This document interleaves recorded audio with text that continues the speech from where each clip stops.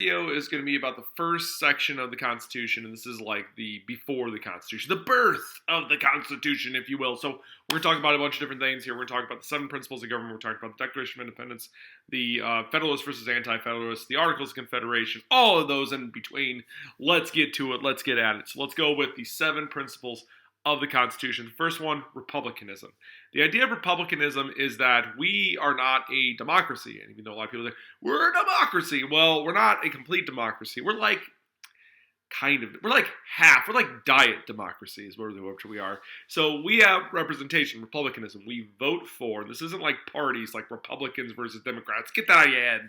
So republicanism is we vote for representatives that then do things for us, towards us. They make the decisions about the country, so we don't have to. We make the decision to vote for them. They do the rest, and we can hopefully vote them out if we want to. That's republicanism, is the idea that we elect representatives. The next one is separation of powers. So remember L-E-G. We have legislative, executive, judicial. We'll say this 1,000 times in this class, but these are separation of powers, separate government.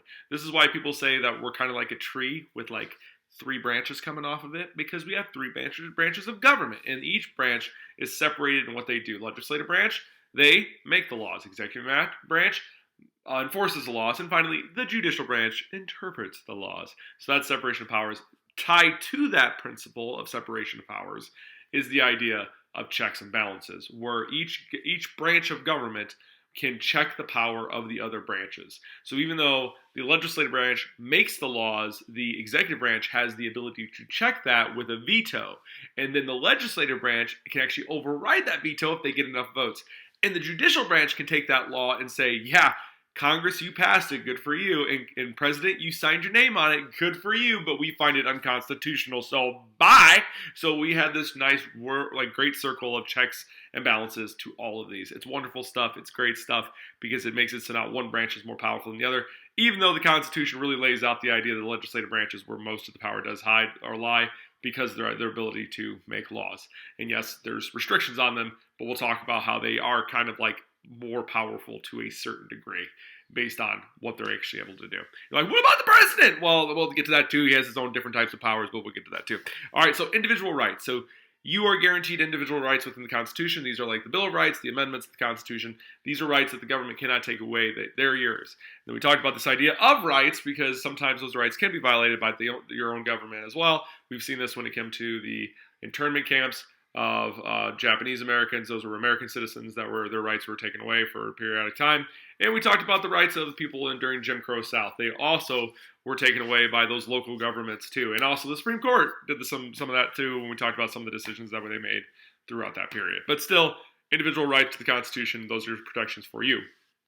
Popular sovereignty. The idea that government is from the people. Like, we have the power to vote. Like, that's popular sovereignty. It's our ability to vote, and we should be the ones that have the highest voice, not the people that are just being voted in. Then we have federalism, and this is the idea where you have like these 2 circles that intertwine, and that is the state circle and the federal government circle. And there are certain powers that both of them share, and there's certain powers that one shares over the other, and that the idea that states' rights and federal rights sometimes coexist, and sometimes they're a little bit separate depending. And we'll talk about the individual ones when we get there.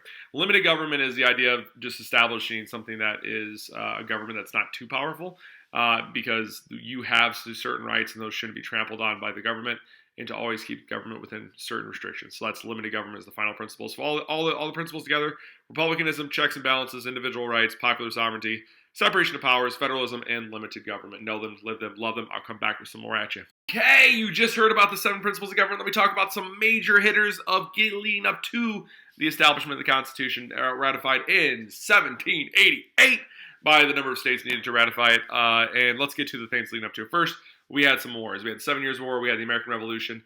And during the American Revolution, we get this thing called the Declaration of Independence, one of the greatest pieces of writing in the history of our country. I know I'm a little biased because I just really enjoy the Declaration of Independence. But it's not a form of government. This isn't like, this is our government. This is like the breakup letter to the British. Like, peace out, man. We're done with you. We're looking for somebody else. So here's what it is. You have Thomas Jefferson, along with other people too. John Adams, Benjamin Franklin, just to name 3 of the 5 that actually took part of like the editing process after Thomas Jefferson sat in like a locked room for a couple days writing this thing out. And it has a lot of things in there. It has this like what's the document about, the rights of man, the grievances towards the king, and eventually like the peace out, we're out of here. And with this idea of rights of man, it talks about unalienable rights, unalienable rights, unalienable rights. Remember that, because that is the idea that you are born with rights, that have these rights that cannot be taken away. They're your rights and nobody can take them away. Unalienable rights. We also talked about this idea, he talked about this idea of everyone is equal under the law, the idea of the right to life, liberty, pursuit, happiness cannot be abridged. These are the rights that he's talking about. Why did we leave Britain? Well, here's the deal. We were paying taxes, okay? We were paying some taxes. We were paying some more. Sometimes we had to be drafted, like 7 years of war type of thing. And like we were doing all these things, but we didn't have any representation. That idea of taxation without representation, that's like the big one, is like the idea that we had like to follow rules that we didn't have say in and pay money towards a government that didn't listen to us. And that was just probably a big problem for us. So that's why we're like, peace out. All right, now we get to this idea of formulating a constitution. Here's why it happened. Articles of Confederation, know this, they were weak. They were sad, little, pitiful, well, it was a sad, pitiful little document that did not have the power to actually keep this country going. It was a one-body legislator. There was no executive. There was also, to keep in mind with this whole thing, they had no power to tax. Keep that like in the forefront.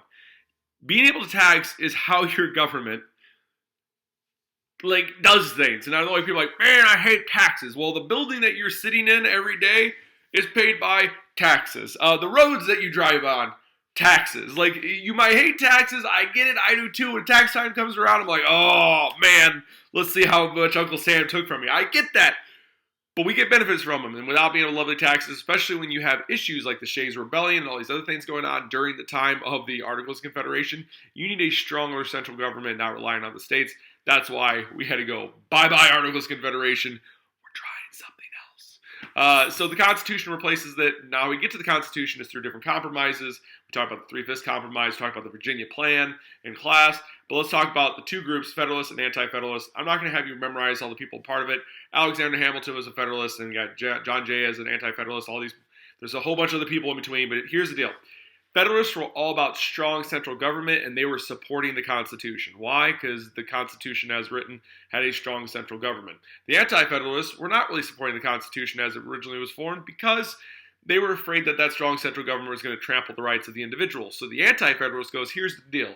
You put some, like a Bill of Rights in there that shows what individual rights we have as citizens that the government cannot trample on, and we'll jump on board, and there you go. You have the Federalists going, we get our central government, super powerful, well, more powerful than before, and then the Anti-Federalists get the idea of having Bill of Rights, rights that protect them individually without the government trampling on them, and that is the birth of the Constitution. Know it, live it, love it. Be ready for the quiz on Wednesday. Peace out.